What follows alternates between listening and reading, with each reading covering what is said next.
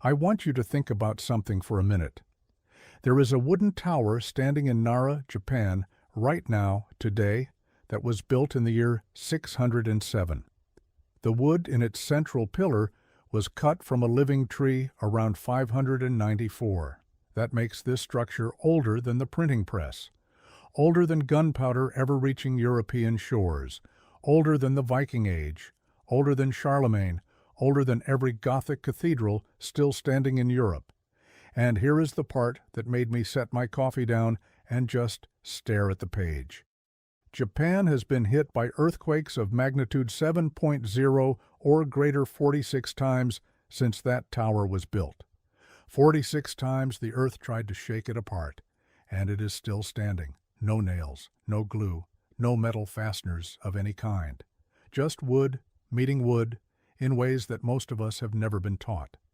When I first learned how this building actually works, it changed the way I think about every joint I cut. Today, I'm going to walk you through exactly why this tower refuses to fall, and what 7th century carpenters understood about wood and movement that we are only now catching up to. Plus, stick around to the end, because I will share a specific technique from traditional Japanese timber framing that you can use in your own shop to make joints that actually get tighter with age. Let me start with what we are looking at. The building is called the Horyuji Pagoda. It is a 5-story wooden tower that stands about 122 feet tall, and it is widely recognized as one of the oldest surviving wooden structures on the planet. What makes it worth studying is not just its age, it is the fact that it has survived in one of the most seismically violent regions on Earth, and it has done it using structural principles that modern engineers did not fully understand until they started putting instruments on buildings like this in the late 20th century. These were not mystics or artists working on intuition. These were problem solvers. And the problems they solved are the same ones we face every time we try to build something that needs to last. To understand why this tower works, you need to understand what the builders were up against. Japan sits at the intersection of 4 tectonic plates. Earthquakes are not rare events there. They are a fact of life. And wood was the primary building material for centuries, not because they lacked stone, but because they learned early on that rigid stone structures crumble in earthquakes while flexible wooden ones survive. That is not philosophy. That is observation, passed down through generations of builders who watched what stood and what fell. The carpenters who built Horyuji belonged to a tradition that had been refining timber frame construction for generations before this pagoda went up. They did not have engineering degrees or computer simulations. What they had was something arguably more valuable. They had centuries of empirical data. Every earthquake that hit, every building that survived or collapsed, taught them something. And by the time they designed this pagoda, they had worked out a set of structural principles so effective that modern seismologists have spent decades trying to figure out exactly how they work. The guiding idea behind all of it comes down to one word that translates roughly as flexibility. Not flexibility in the sense of being weak, flexibility in the sense of being smart, the ability to move with a force rather than trying to stand rigid against it. And once you see how they applied that idea to this building, you start to realize that almost everything most of us were taught about making strong joints is, at best, incomplete. Now let me walk you through the first structural secret of this pagoda, and it is the one that surprised me the most. Running down the center of the tower, from the very top to the foundation, is a single massive pillar. It is called the Shinbashira, and it is made from a single hinoki cypress trunk. Hinoki is a wood that is naturally resistant to rot and insects, with a tight, straight grain and remarkable dimensional stability over time. It is the reason so many Japanese temple structures have survived centuries in a humid climate that would destroy most species. But here is what caught me completely off guard. This central pillar does not hold anything up. It bears no structural load whatsoever. In Western construction, if you see a pillar running through the center of a building, You assume it is carrying the weight of the floors above it. That is what pillars do. That is what we were all taught. But the Shinbashira is not connected to the floors at all. In fact, in some configurations of this design, the pillar does not even touch the ground. It hangs, suspended from the top of the structure, like a pendulum inside a clock. When I first read that, I thought it had to be wrong. Why would you run a massive timber through the center of a building and not use it to hold anything up? The answer is so elegant, it almost makes you laugh. The Shinbashira is a counterweight. During an earthquake, when the floors of the pagoda begin to sway, the central pillar swings in the opposite direction. It acts as what modern engineers call a tuned mass damper, absorbing kinetic energy and counteracting the lateral forces that would otherwise tear the building apart. 7th century carpenters looked at the problem of seismic force, and instead of trying to make their building stronger, they made it smarter. They gave it a built-in shock absorber made from a single tree, and it has been working for over 1,300 years. The second secret is how the floors themselves are connected, or more accurately, how they are not connected. In modern wood framing, we bolt floors to walls, nail joists to beams, and glue panels to subfloors. We want everything locked together as tightly as possible because we think of rigidity as strength. The Horyuji builders thought about it completely differently. Each floor of the pagoda sits on the one below it, using a system of interlocking wooden brackets. But these brackets are deliberately loose-fitting. They are not sloppy. Every surface is carefully shaped and every bearing point is intentional. But there is play in the system. Clearance. Room to move. During an earthquake, this means something remarkable happens. When the ground shakes and the first floor sways to the left, the second floor, because it is not rigidly attached, sways to the right. The third floor sways left again, the fourth goes right, and so on, all the way up.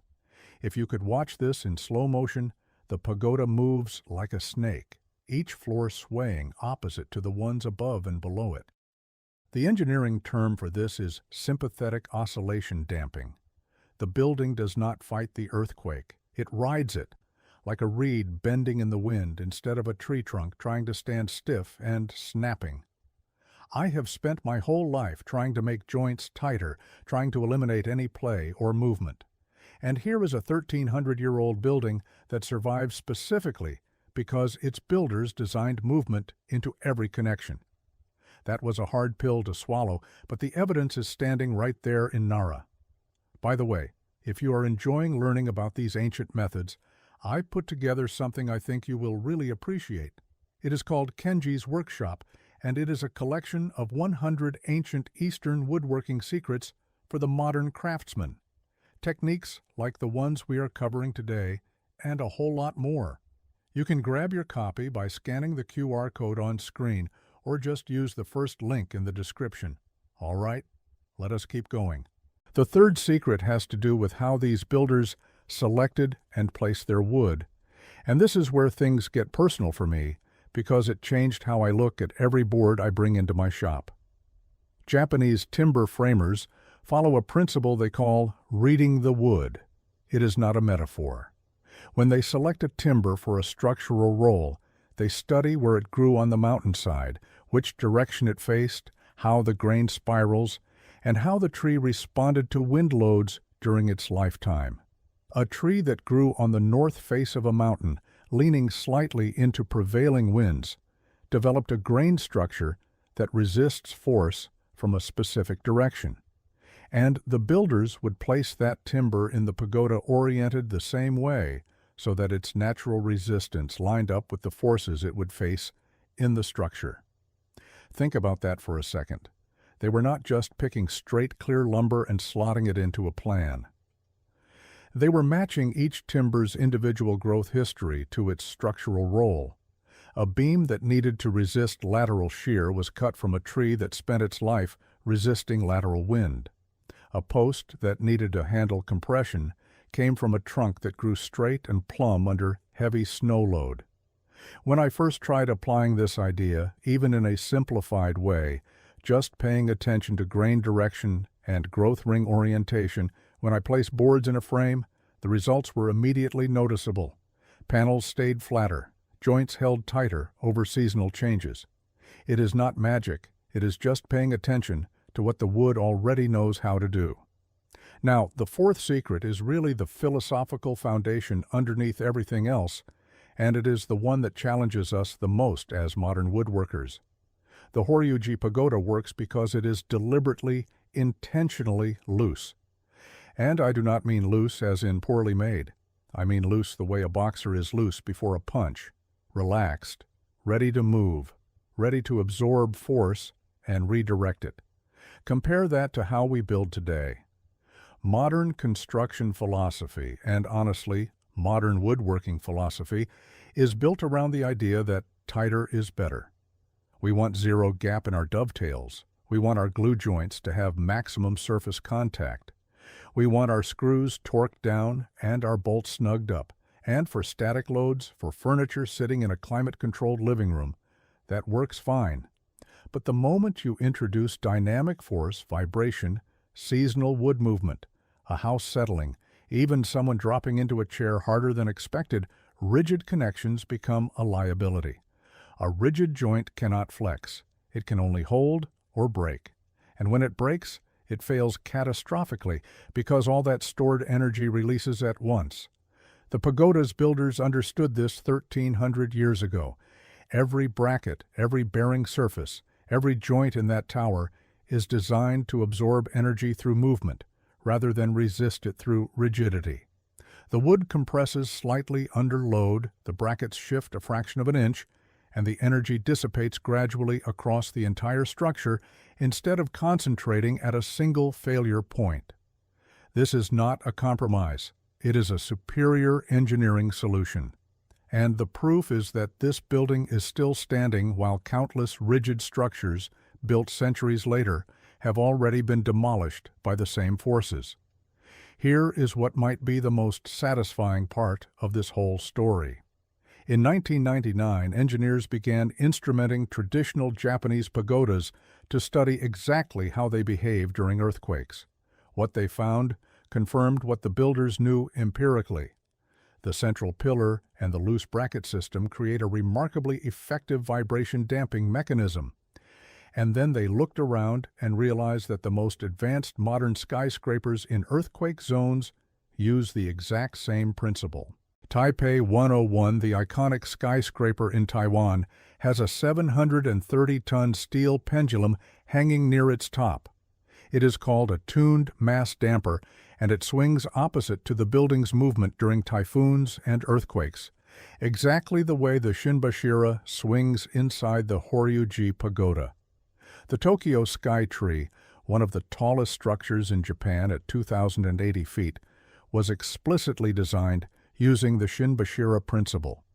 The engineers who designed it have publicly credited traditional Japanese pagoda construction as their inspiration. They used computational fluid dynamics and finite element analysis to optimize the design, and they ended up right back where 7th century carpenters started. A central column that moves independently of the surrounding structure, absorbing and dissipating lateral force. We spent billions of dollars and decades of computer modeling to arrive at a solution that a team of woodworkers figured out with hand tools, observation, and centuries of accumulated wisdom. I am not saying modern engineering is not valuable. Of course it is. But there is a humility in this story that I think every craftsman should sit with for a minute. Let me share some patterns I have noticed over the years, things I used to do myself, that this tradition handles completely differently. The first pattern is chasing the tightest possible fit in every joint. Most of us do this because we were taught that gaps equal failure.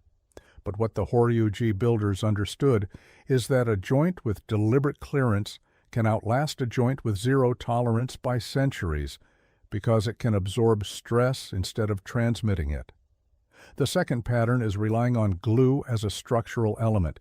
I used yellow glue on everything for years. But glue creates a rigid bond that is only as strong as the wood fibers it is attached to. When those fibers move seasonally, something has to give, and it is usually the glue line or the wood right next to it. The pagoda has no glue at all, and it is still here. The third pattern is ignoring grain direction beyond basic appearance. Most of us pick boards for how they look, not for how they grew. But once you start thinking about grain orientation as a structural decision, the way the Japanese timber framers do, you start making choices that help your project survive decades instead of just looking good on day one. The fourth pattern is treating rigidity as the ultimate goal. We want things solid, locked down, immovable. But the pagoda teaches us that controlled flexibility is not weakness. It is intelligence built into the structure itself. Once you see these patterns for what they are, you can start shifting your approach one project at a time. Now, for that bonus tip I promised at the beginning. This is something I picked up from studying how traditional Japanese timber framers lay out their mortise and tenon joints, and I have never seen it taught in any Western woodworking class I have taken. When they mark out a tenon, they do not measure from the end of the board. Instead, they use a technique where they mark from a reference face using a bamboo marking gauge called a kabiki, and they always mark the mortise first, directly on the timber that will receive it. Then they transfer those exact marks to the tenon piece by holding the two timbers together and scribing directly from one to the other. No tape measure, no ruler, no numbers at all. The joint dimensions are never abstract measurements. They are always transferred directly from one piece of wood to another. When I started doing this, even just using a standard Western marking gauge instead of a kabiki, my joint accuracy improved immediately. You eliminate every opportunity for cumulative measuring error because you are never converting between a number on a ruler and a line on your wood.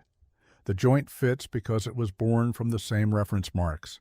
It is a small change in workflow, but it makes a real difference, and it is the kind of quiet, practical wisdom that has been refined over centuries of handwork. One more thing before I let you go. I spent a long time gathering the best ancient Eastern woodworking methods I have come across, and I put them all into a book called Kenji's Workshop.